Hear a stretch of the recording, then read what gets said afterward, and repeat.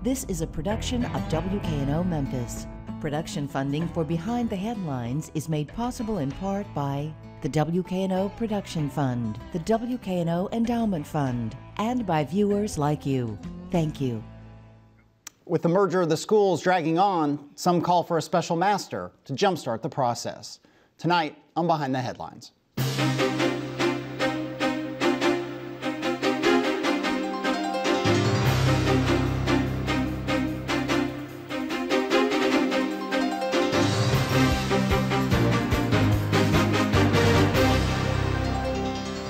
I'm Eric Barnes, publisher of the Memphis Daily News. Thanks for joining us. We are joined tonight to talk about the schools and other matters with Mike Ritz, chairman of the County Commission. Thank you for being here. Thank you.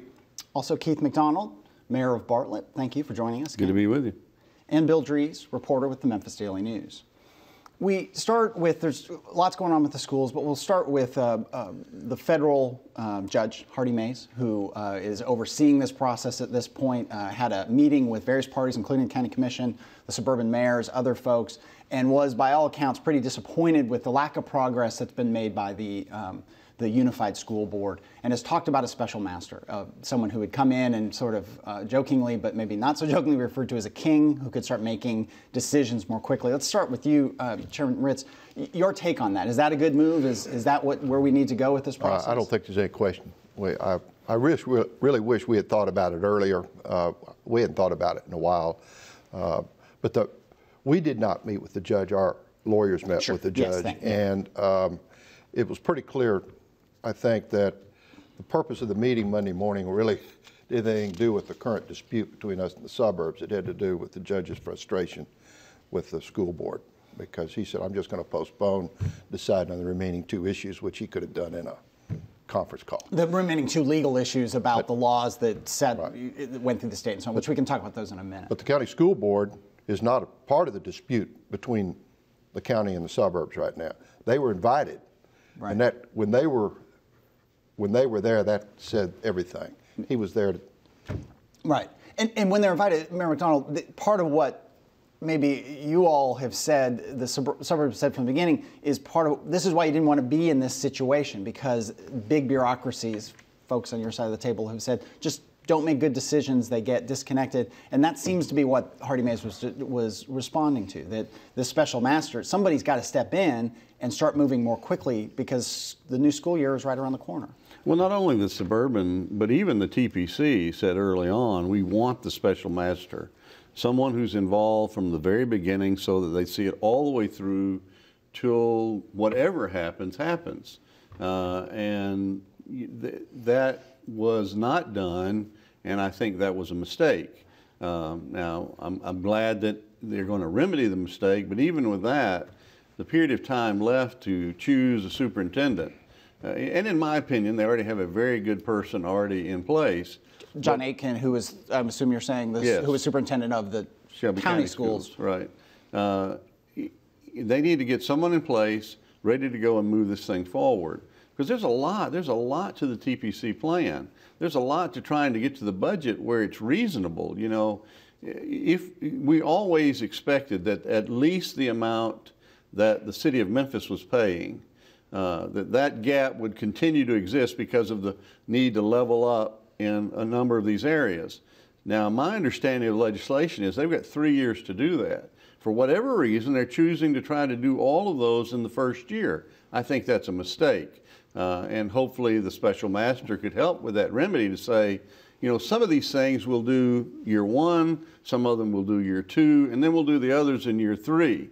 That's a whole lot better pill to swallow than, and I think Commissioner Ritz will tell you, I don't believe the votes are there to get any more than just under a 10% increase, and so that's what they need to be thinking about is, okay, what can we implement this year, and then maybe next year stair-step it. Yeah, and we'll get into some budget details as we go on, but just still on the special master just for a second. Some of the names have been thrown around. Let me bring you in, Bill.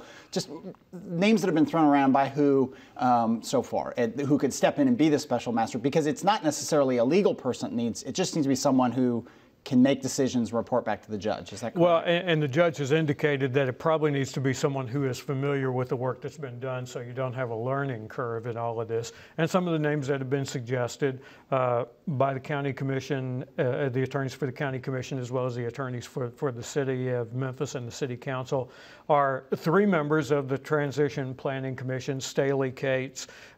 You also have Christine Richards, who's the FedEx General Counsel, and you have Barbara Prescott, who was the chairwoman of the Transition Planning Commission and is a former school board member, and as well George Brown, a retired circuit court judge who served on the Memphis City School Board as well. So those are some of the suggestions the judge is considering.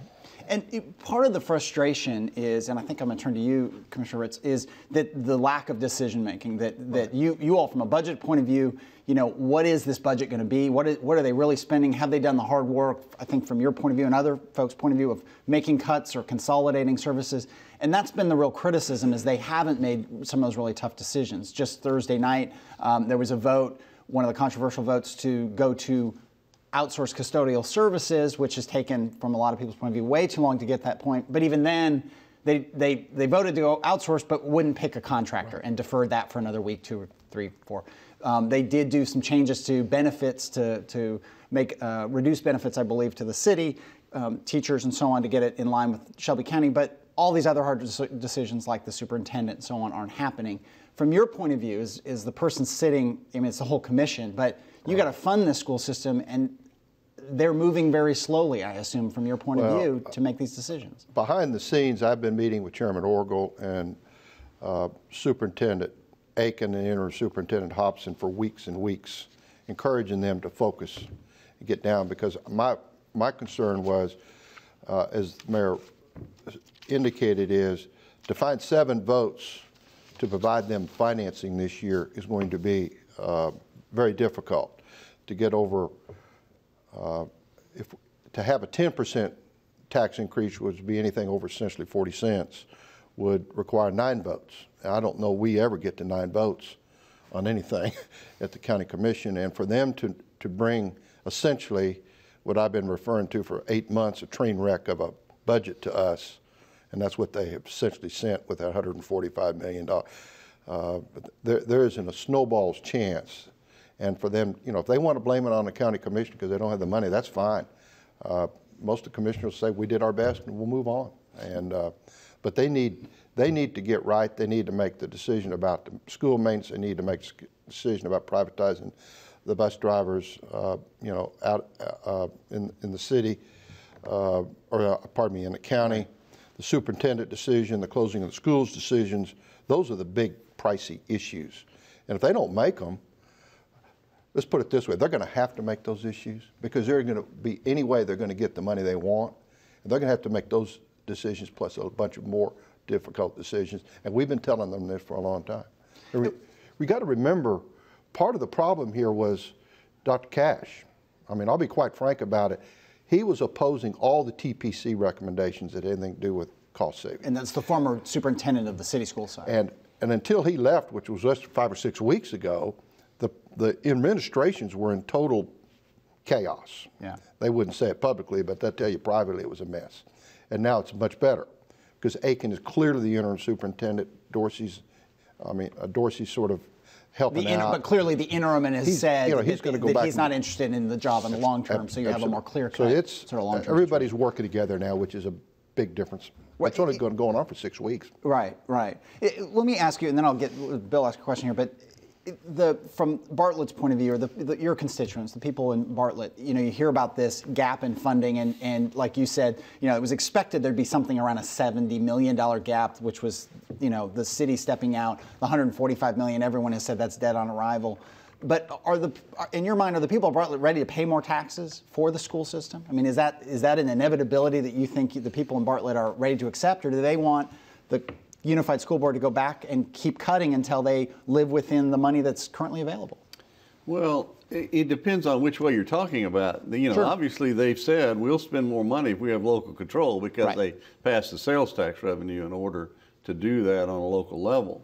From the level of this unified system, they'd rather not spend a whole lot more until they right the ship. You know, there's just not a lot of confidence that they're doing everything they can to make it as lean as it needs to be at all levels. And so I think there's a real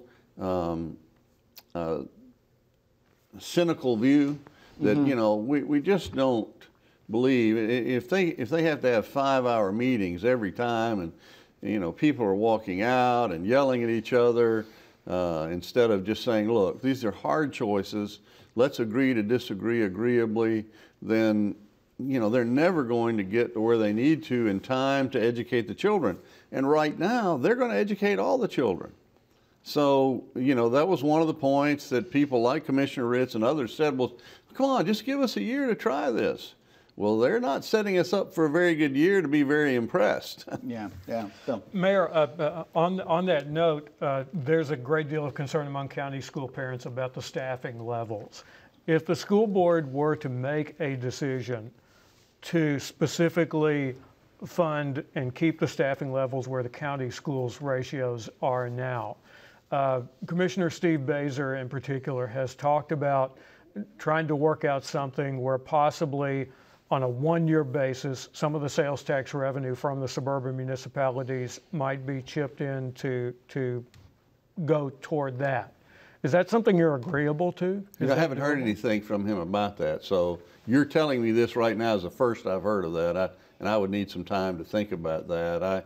I'm not sure. You know, our folks, again, voted for the sales tax revenue on the basis of local control. So my knee-jerk reaction to the first time I've heard this would be, I don't think so. But again, this is the first I'm hearing of that. Commissioner Ritz, what do you think about that? Are there other revenue sources, whether it's the suburban sales tax revenue or something else? Are there other revenue sources available beyond the property tax? No, not locally. You know, we tried our half-cent sales tax to try to get $30 million for the schools. That failed pretty badly, and there will be some more state funding, slightly more. We get a little more money from the state. And frankly, the state funding has carried the school boards for the last 7 years. They've received $120 million more per year than they were getting in 2005. So out of what you're trying to do with the tax rate, you're trying to make up revenue lost in the reappraisal process in which values have dropped. Right. What is the amount of a 9.9% property tax hike that the schools could realistically expect? It would take 7 votes to do 9.99%. That would produce essentially $64 million. It's 40 cents, and with the new appraisal, we expect $1.6 million per penny. So that's 64 million. It would. But the appraisal itself, the reappraisal cost to the county at the county level is going to be right at $53 million. So there's only 11 million left, and we've got to take care of help the sheriff provide the security at the city schools and the situation over at the juvenile court. There's probably, at the moment, with a 9.99% property tax increase, $5 million for schools.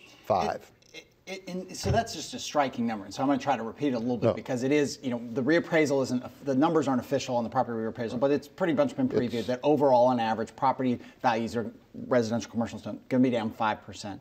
Just all things being equal in the county budget, a 9.9% property tax increase is necessary just to keep things equal. And you've got, is that right? No, it would take spending. It would 9.99% equates to the place where if you go 100th of a percent more, you got to get 9 votes. Right. So we use that because we think we've got 7 or 8 votes for something, but the problem is it takes 33 cents of the 40 just to take care of the $53 million of the reappraisal. So we've only got 7 cents of fudge before we need 9 votes. So, thank you. And so to get, I mean, the $145 million, which no one really at the county level seemed to take seriously is for all kinds of reasons. But even if it comes, the numbers were through the fall were more in the $70 million.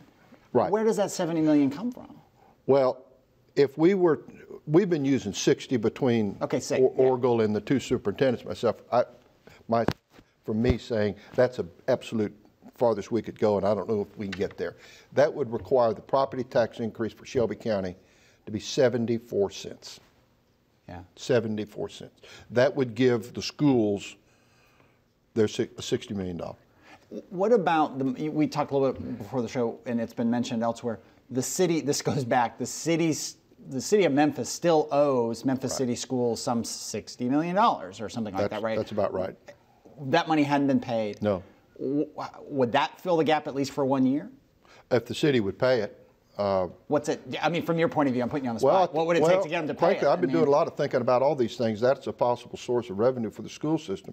I think, frankly, the city council and the city mayor are waiting for the Memphis City school district to go out of business. That legal entity to dissolve as part of this whole process. When they go out of business on the end of June, the people they owe the money to won't exist anymore. And have you heard, Bill, I'm putting you on the spot too, about the city making that payment? I mean, is there any word, is there any movement within the city council? And have you heard what Commissioner Ritz just mentioned? The only thing that I've heard from the city front is Mayor Wharton has said that the city is considering some kind of funding for security to keep Memphis police officers in the schools. The problem with the $57 million claim that we've heard so much about is the city has other counterclaims in court claiming that they're owed a certain amount by the city school system for capital spending. Okay. Let's go back. You mentioned local control, Mayor McDonald. There is a bill or a set of bills that Mark Norris, legislator from Germantown, Collierville area, has put forward to allow to take the cap off of special school districts in Tennessee, a law that was put in place, I think, some 20-something years ago. This would take that cap off for the whole state, which is basically, in my layman's terms, where the previous Norris-Todd bill ran into trouble because the court said, well, it's just targeting Shelby County. It's not a statewide law. I assume you're in support of that law. If it got passed in this legislative session, it wouldn't go into effect. The soonest it would go into effect is 2014. Well, it could go into effect immediately as soon as the governor signed it, but the real effect is you couldn't start the school system on time, so you'd have to go to 2014. And I just, with all due respect, would say that it's the municipal school district, not the special school district legislation. There's a lot of confusion about that. Please, help me. Yeah, special school districts were stopped back in the 80s. Okay. The municipal schools were stopped during the tiny town legislation in the 90s. That's when we got 1101, divided up the counties, and they said, we're just going to hold what we have right now. And so for cities like Bartlett, we'd had it in our charter since 1866, the ability to have our own schools. We had never taken that step, but we had talked about it a number of times, and that caused the Democrats in control at that time some heartburn that we might in fact carry through with that. And they put a ban on it, which they have the right to do. They gave us the authority, and as a state they have the right to stop that authority, but they also have the right to give it back to us. And that's what we're asking them to do, is to say, okay, give us back that authority that we've had since 1866. Right, and thank you for clarifying. And I get lost in the details on some of the stuff, and I follow it pretty closely, but there are so many moving parts. I've talked to folks in the legislature, they feel pretty comfortable, pretty confident that they're going to get this passed. I guess from some point of view, is it maddening for you that you all are going to get dragged into, because you didn't want to be brought into this, dragged into this unified school district, you're frustrated by the way it's playing out right now and the funding situation and the decision and lack of decision making, and then you're going to separate back out in a year? I mean, does it seem like a lot of wasted time, money, and resources? Or is it just, this is the hand you've been dealt and you're trying to do the best you can? Well, let me answer as a mayor and then as a citizen. Okay. As a mayor, I fully expected this to take a lot of twists and turns, and we won't be finished. When we do that, even though I don't believe the county commission has standing to sue on the 14th Amendment. I don't think, because until that system exists, I don't think that you can do that. But I expect somebody will be found to present that 14th Amendment claim, even if we lift the ban. So I think we're not finished with the courts, even if we move forward. We may be finished with this lawsuit with the courts, but that every municipality would operate on the basis that someone could come forward claiming that this has a 14th Amendment effect, and try to take us to court. So as a mayor, I expected all kind of twists and turns, which is why also, at the same time the municipal school legislation is moving forward, there's also charter school legislation that we're also interested in, because if the situation is that the municipals for some reason don't pass, the charter system that would allow us to go to the state rather than the LEA is very interesting to us. We have those things. Now, as a citizen, you ask about the cost of these, and none of our citizens like the fact that we're spending this money. Either the county commission spending our money to sue us, or our spending our money to defend ourselves against them. None of our citizens are happy about that, and so any additional cause for attorneys getting more money is frustrating as a citizen. Chairman Ritz, what about that possibility? I mean, I'll try to frame this question the same way that, I mean, there's this possibility, some would say likelihood, that by 2014, in effect, that the school systems would be able to, the suburban school systems would be able to break off. It would happen before 2014, but class year 2014. I mean, does it frustrate you as a person in the middle of this that all this time, money, and resources will have been wasted if they break off again? Well, I guess you could say in some respects it is frustrating because, frankly, the rules keep changing. Our friends in the suburbs seem to find somebody to get the changes made. The state, we're a creature of the state, so is the city of Bartlett. And if they want to keep changing the rules, okay, we've been playing by the rules. And we've been asking the judge to enforce the rules, and that's exactly what he did. He came down pretty hard on one of the Norris Todd bills. So it is frustrating, but we don't know what the new laws are going to bring. I know there's a lot of bullishness on the part of some, but interestingly, the suburbs, I said this publicly in 2011, early 2011, the suburbs could have gone to charter schools then, right then. Charter schools, the governor had just been elected. He was liberalizing, if you will, the charter school situation across the state. It had already been announced. He'd already thrown his bills in the hopper. They could have started running charter schools. They could already be running charter schools. Bill. But you two were talking about this for about 3 months, over a 3 month, 6 to 8 2 months. 2 months, 6 to 8 week period about this, and you couldn't come to terms on it. So are we talking about restarting the talks? No, that's why I said we need to have clear work with the state, because here locally we're going to be entangled in this constant fight over us and them, and that's going to go on forever, I think.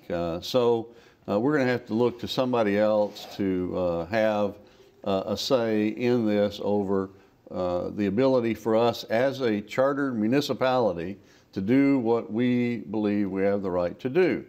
And so if that is done through charter schools, and what Commissioner Ritz says is true, we could have done it, but it's cumbersome. We'd have to do it. We have 11 schools in Bartlett, and we would have had to go to each school and had the parents or the teachers of each school pass by 60%. We'd have had to create a charter managing organization, and so what we look to do is a true municipal charter organization as a backup. But let's be clear, our first choice is municipal schools. That's why we didn't, would we go through that eventually if that was all that was left to us? Absolutely. I said we've got a lot of things left, a lot of avenues left. So I don't worry when one door closes. That just means we go to one of the others. And we might have to go to charter schools for a while and then back to municipal schools later.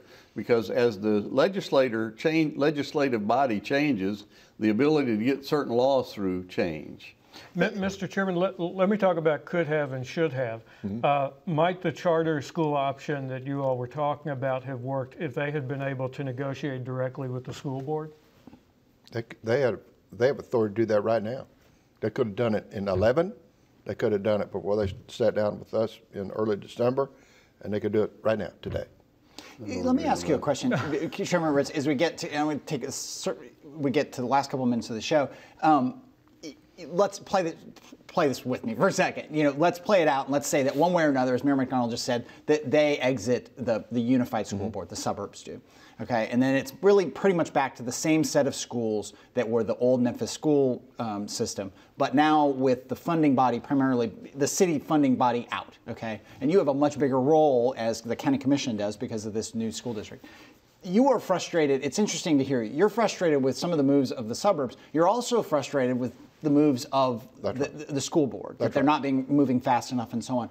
So do you see over the long term that what's left of the city's schools is going to be in better shape or worse shape as a result of this whole process?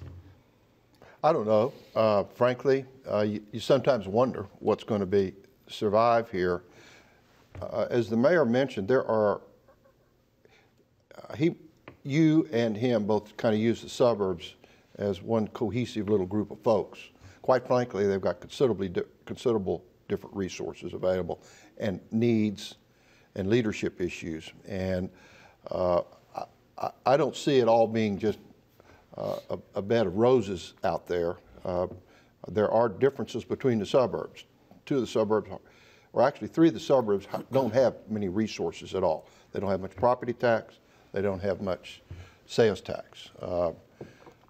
Arlington, if they were to put a municipal school district in place, would have an $8 in property tax increase. Yeah, well, a lot to sort out. We're running out of time today. I want to thank you for being here. Mayor McDonald, thank you for being here. Appreciate the discussion. Bill, thank you. Thank you for joining us. Join us again next week. Good night.